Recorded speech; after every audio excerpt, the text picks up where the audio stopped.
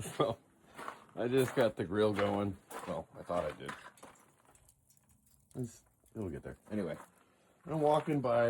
This is my Suburban here. And that's my sister-in-law's Suburban. And there's a big old hole. Dude.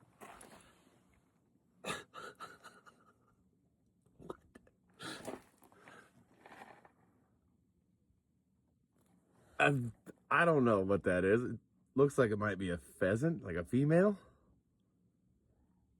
But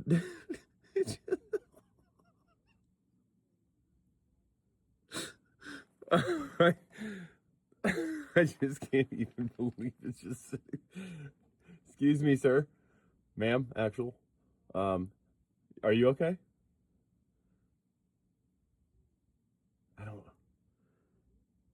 She's probably sleeping. I'll leave her alone. Yeah, we're going. Here's another tip, though.